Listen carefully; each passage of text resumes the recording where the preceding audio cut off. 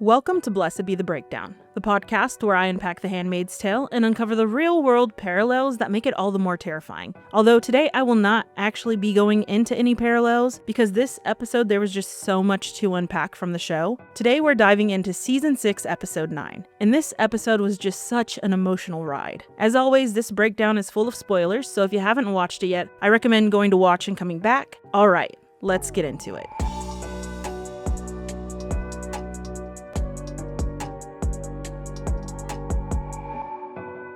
Episode 9, Execution.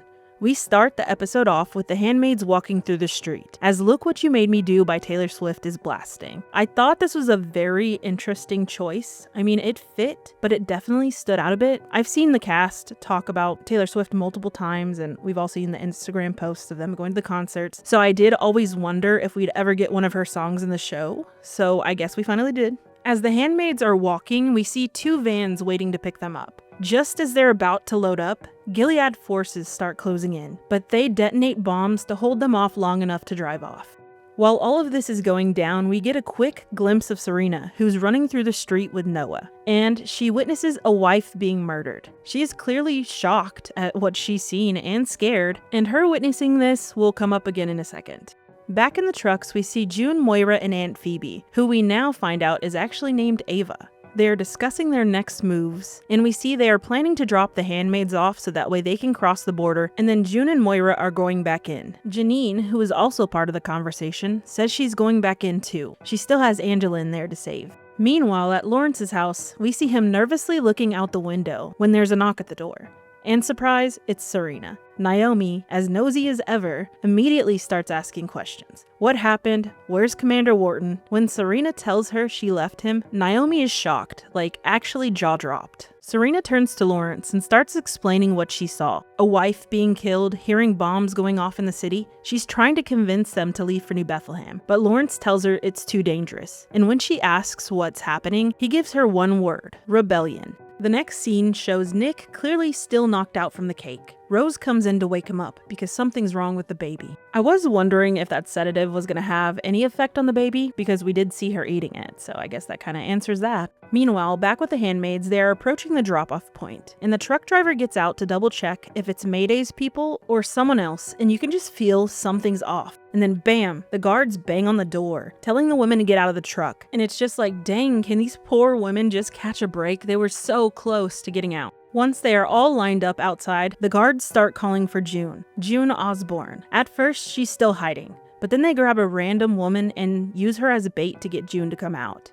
And here we are again, June is back in Gilead custody. We see June being taken one way and the others taken somewhere else. Back at the Lawrences, Naomi and Serena are having a heated exchange about the handmaids and everything that went down the night before. Serena's trying to stick up for them in a way, but Naomi shuts her down, telling her to drop the liberal nonsense, and that she needs to reconcile with Wharton. Apparently, Naomi took it upon herself to call Wharton and tell him Serena was there, because of course she did. Wharton somehow manages to sweet talk and fool Serena once again, promising they'll try for a child on their own this time, no handmaid. Honestly, I don't get why she keeps falling for it, but I also get that she probably has no other choice really. Where else is she gonna go? After they more or less make up, Wharton tells her he's flying out tonight to meet with the High Council, but first, he has to deal with these ungodly women. It is during this conversation that Serena finds out the cake was poisoned, and that June was leading the charge. Wharton also lets her know they have June in custody. Serena, clearly shocked that June, someone who she thought was her friend, could do this to her. I think Serena's gonna die on that hill of thinking her and June are friends. Like, there's nothing June can tell her to convince her otherwise. And then we switch over to Wharton once again, who is now meeting with June in the weirdest jail cell that I think I've ever seen. I don't know, it just looked weird. He lets her out and they are now sitting face to face. As they talk, June assumes Serena was the one who ratted her out. But Wharton tells her Serena was actually shocked to find out that June was behind everything, and that if June had just waited, she'd see all the good Serena is trying to do for the handmaids. June responds, "That's the thing about state-sanctioned rape. Patience is not an option." They get into a whole conversation about Gilead, God, and power. Wharton claims Gilead is God's kingdom on earth, but June doesn't let that slide. She shuts it down immediately, calling it a horror show run by men who are twisting his words. And she's right. These leaders love to pretend they're acting out of faith and righteousness, but really they're just hiding behind religion to justify control, violence, and oppression. Then she drops the truth. It's never been about piety. It's always been about power. It's such a perfect summary of Gilead, and honestly of so many systems that use faith as a weapon. June isn't just pushing back. She's exposing the core lie Gilead is built on. Wharton says he wants to give June a chance to get right with the Lord before retribution. Then he brings Serena into the conversation, saying June can thank his wife for this chance, that she would want him to show mercy. But June flips it on him. She says she thinks Serena would want God's mercy for Wharton, for murdering all those women and Jezebels. As Wharton starts to walk away, he says, God will be your judge. June reaches for his arm and says, my God, Serena's God, is a God of love, and he that dwelleth in love dwelleth in God. She tells him to be the man Serena believes he can be. He just walks out. But June is so good at getting in their heads. She always knows exactly what to say to plant that seed of doubt, to make them second guess. Right after this, we see Lawrence saying goodbye to Angela and Naomi, as the wives and children are being transported somewhere safe. And honestly, we really see how much Lawrence cares about Angela in this moment. He's gently making sure Naomi packed all the things she loves, her comfort items, her favorites. He even hands Naomi a book and says Angela likes to hear it before bed. There's this long silence before he cuts through with, listen, this kid more than anything wants to learn. We need to teach her. We're her parents. Naomi agrees and asks what chapter they're on. And then Angela gets brought in to say goodbye. Lawrence is such a true caring dad here. Not in a showy way, but in a quiet, heartbreaking kind of love way. And because this is my second time watching this scene hits so much harder. They exchange I love yous, and even Naomi starts crying, because this moment, it's just that tender and real. As they're leaving, Lawrence says to Angela, make some more pictures for me. And the way he says it, it's just too good of a goodbye. You just know something bad is coming. Next, we see an exchange between Lawrence and Serena, where she's basically asking if Lawrence is going to be attending June's hanging. He says no, he has to meet with the surviving commanders to hear how they plan to respond. Serena tells him that June is about to die, and that she and Noah wouldn't even be here if it weren't for her. They're both clearly devastated. Lawrence quietly asks if they can pray for her. I know these two characters are morally complex, very, but they really do care about June. In their own ways, maybe not always the right ways, but the love is there. Dare I say more than Nick. This episode had me in tears at multiple points though, and even as I rewatched it to make notes for this, just sobbing. As they begin to pray, we cut to June walking into the gallows, now standing in front of Wharton and a sea of Akano people. Aunt Phoebe is right there with her, and it's not long before Aunt Lydia walks in too, in handcuffs. Then we see a van pull up, with more handmaids, including Moira and Janine. It's not long before Wharton starts. He starts with giving Aunt Lydia a chance to atone. And I'm so glad she uses it to say this. Dear Lord, forgive me, and please forgive them, my precious girls.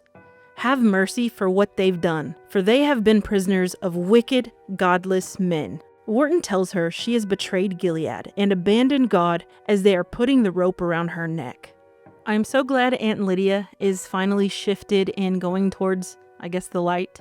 As we know, they are setting her up for the testament, so I'm interested to see where that goes this last episode. Wharton moves on to June, telling the crowd that she led these women down a treacherous path, painting her like the villain in all of this. But as he's going off, we see Mayday starting to make their move in the crowd. And amongst them, Rita and Luke. I'm so proud of Rita and Luke in this moment. Rita is just such a badass, and I didn't realize how much I liked her character until this season. And Luke is finally stepping up and taking charge. June asks Wharton if she can beg the Lord's forgiveness. He allows it, thinking she's going to go quietly. But just like Aunt Lydia, she flips the script. She starts with a traditional prayer, asking for mercy on the women, and then calls the whole thing out for what it really is, telling the people to rise up and fight for their freedom. She ends with a line we have heard so many times. "Don't let the bastards grind you down." As June says the words, she's literally being lifted into the air, and at the same time we see Mayday spring into action. Luke starts throwing grenades. Explosions are going off all around, while June is still hanging there, suspended in chaos. Moira is moving fast, working to free the women, and then Rita comes running to June's rescue, letting her down from the crane. It's emotional, it's intense, and it's just everything, honestly. The battle is fully on now. American jets fly overhead and start bombing. The strike by Mayday seems to have been a success. Back at Lawrence's, Serena hears the commotion, just as American Army forces burst through the door. And can you guess who it is? Tuello. I've always felt like there was something between them. I mean, there's just some sort of chemistry there. He asks where Lawrence is, and Serena tells him he left. Then Tuello grabs her to get her somewhere safe. We switch over to Nick, who's at the hospital with Rose, and we find out the baby's okay. But honestly, Rose kind of pissed me off in this scene. She's been mostly quiet this whole time, but now suddenly she's telling Nick to go in June, which I get it. She has just had something happen to her baby that could have potentially ended worse, so she has that mama bear instinct coming out. So what mom wouldn't feel the same way? And of course, without June in the picture, Nick is fully on Rose's side, so this really ignites him to go fight and be full Gilead at this point. This moment really shows how easily swayed Nick is. That little talk from Rose is all it takes to push him over the edge. He's no longer straddling any moral lines, he's fully Team Gilead now.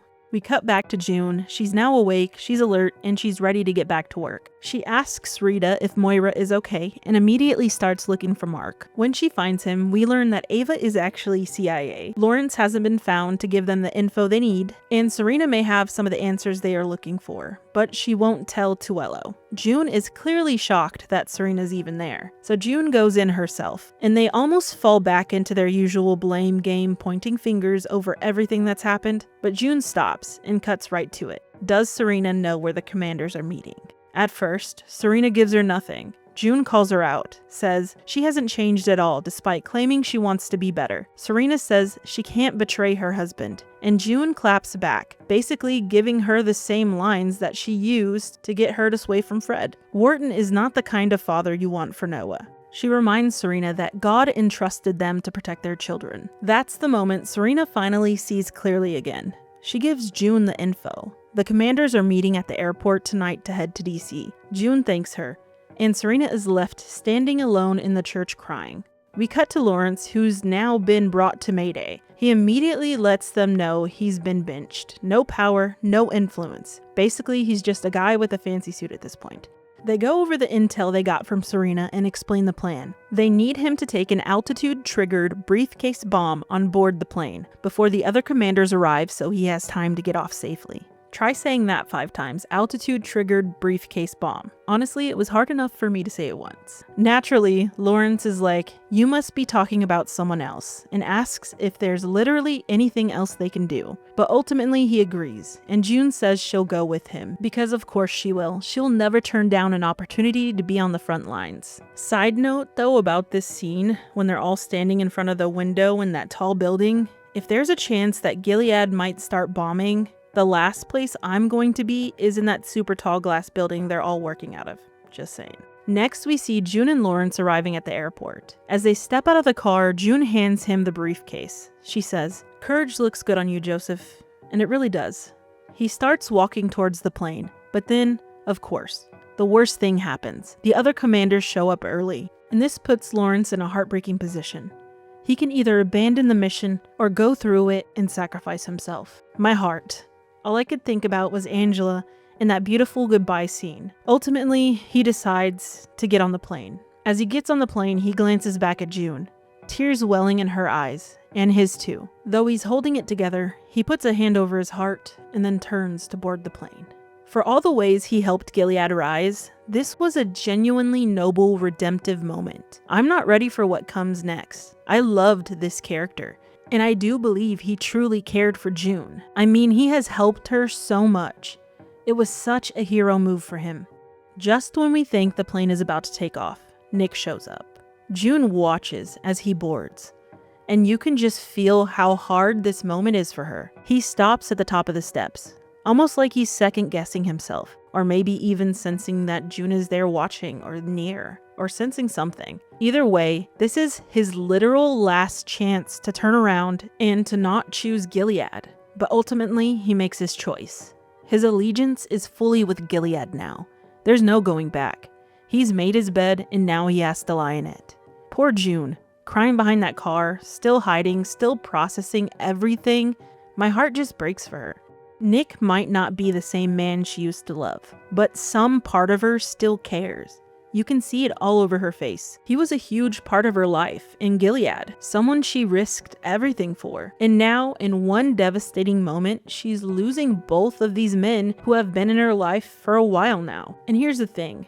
Even though I hated what they did to Nick's character here and in this whole season, I think sometimes, myself included, we forget that The Handmaid's Tale was never a love story. It's always been about survival, resistance, and the brutal systems that try to break people. Still, even knowing that, I never expected them to turn Nick this dark, and I never thought they'd end up together. That was never a realistic ending. But I also didn't think they would make him out to be so cold and disconnected, especially after everything we've seen from him in earlier seasons. It just felt like such a jarring shift. Maybe if the show had slowly built up this side of him, it wouldn't have hit so hard. And before you come at me with, he's always been bad, he helped Gilead, yeah, I know, okay? But the love story was pushed in our faces for so long, and that's the version of him we were shown. The man who risked everything pretty much to save June every time she needed him. But honestly, I think that was the whole point.